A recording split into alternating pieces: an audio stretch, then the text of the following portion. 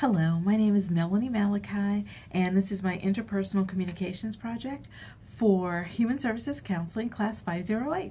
So let's get started. Simply put, interpersonal communication, in its most basic, there are senders and receivers having conversation.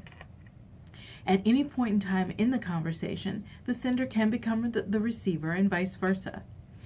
In that, there is the interpersonal, which is a key part of this, and the interpersonal deals with 5 features. And the features are our uniqueness. We are individuals. The unmeasurable, the human spirit. Our responsiveness, the ability to respond to someone instead of simply reacting. And reflectiveness. Humans are reflective. We contemplate, we think, and we ponder things, and having that ability is amazing. And addressable. So I can address you, and you know through your cognitive skills that I'm speaking to you, that we are communicating, and that we are understanding each other. Moving on to the next slide. My master communication goals, I have 2.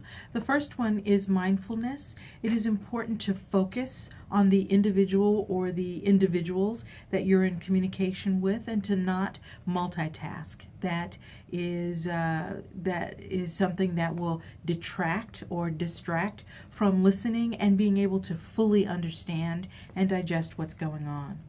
The next slide talks about authenticity and self-disclosure.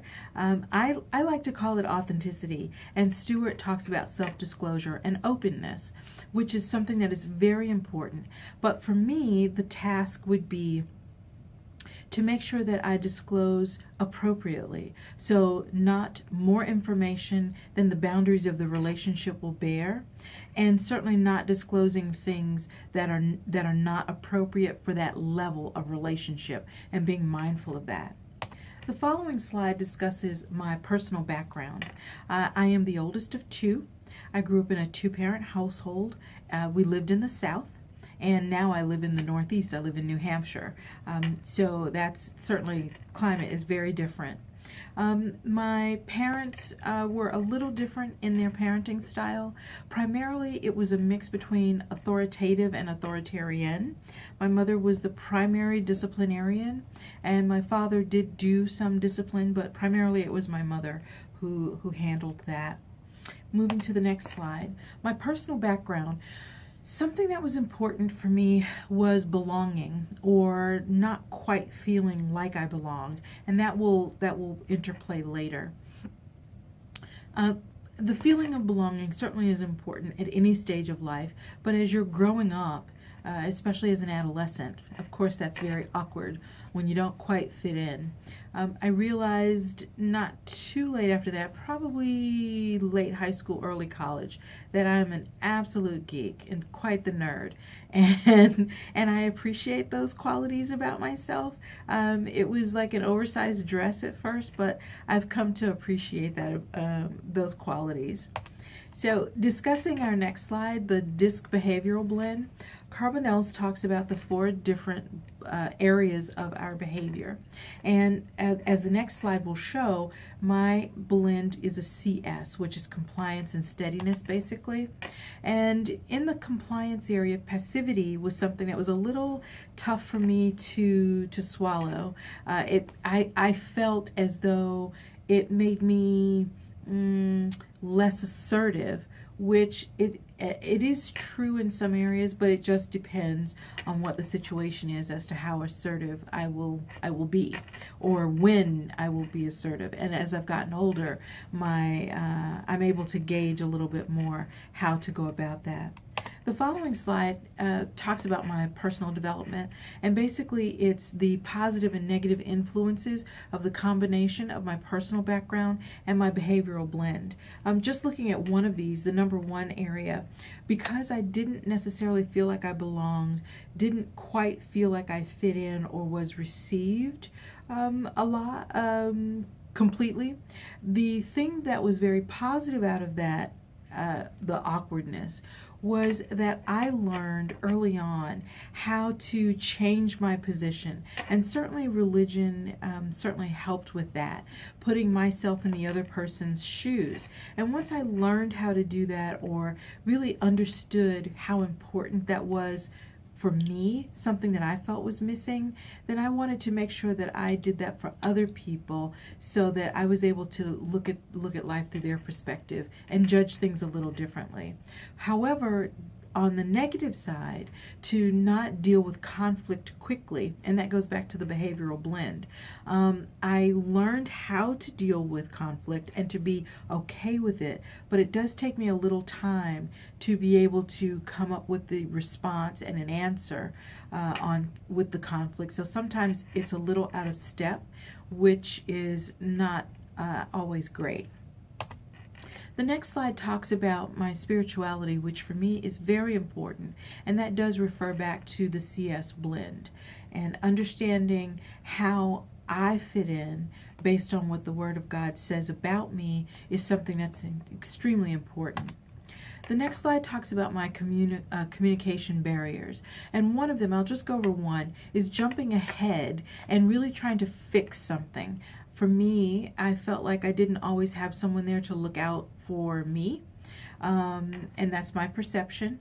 And not having that or perceiving that I didn't have it, made that something that became a quality. And I think being the oldest of the two children made that something that I felt like I needed to fix issues. And jumping ahead, it doesn't allow the person to share and to disclose what they needed.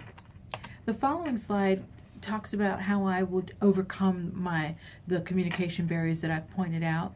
And really to deal with that first one, that initial one, is if I'm engaging with someone, and if I'm mindful, and if I'm engaging with them and tracking along in the conversation and not jumping ahead to try to solve something, then I'm in the moment. And I have now obliterated the barrier of trying to fix and solve the problem. If I stay in the moment, then I'm working with them and understanding what their needs are, and we're sending and receiving information. So it's a complete communication loop. The next slide talks about noise pollution and what is it? Noise pollution can be internal, it can be external. It's anything that stops you from being able to complete an exchange within the body of the communication.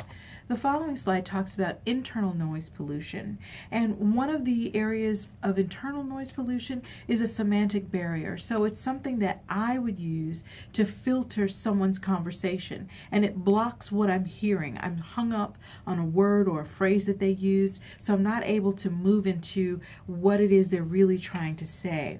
The following slide discusses external pollution. That could be noises from traffic. It could be the person not speaking loudly enough. And following up with that, how do we solve the communication issues of noise pollution?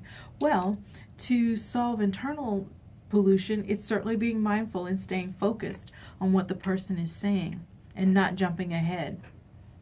An external solution, or a solution for an external communication issue, would be if I know for myself mindfulness is an issue, then I won't sit where I can look outside of a window and be distracted by what people are doing outside, or people walking by if it's a window to an office inside of a conference area.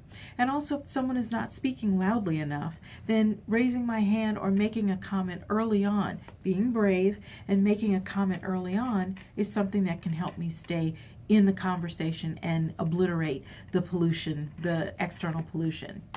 The following slide talks about my manifesting my master goals. On this one, I briefly recap what those master goals are, but for time's sake, I'll jump ahead to the next slide, and that is my action plan. So with my action plan for mindfulness, I certainly want to quiet the internal dialogue. I want to not multitask, to engage fully with the person that is speaking or in the group that's speaking, if it's a small group or a conference where I'm listening. And for authenticity, to remain open and to be authentic means appropriate self-disclosure. So making sure that I'm not over-disclosing. And a final thought here in my conclusion, I desire to be a life coach, and this is the direction that I'm heading. And the tools that I've learned, the information that I've learned on communication, on talking, on listening, on being available, on being mindful, are things that will, I believe, really assist me in deepening relationship and being open and being authentic, being trustworthy for the people that I'm working with. And these things are very important for furthering my relationship with those that I'm working with, but also to help them get to their goals, which is the key. Thank you so much.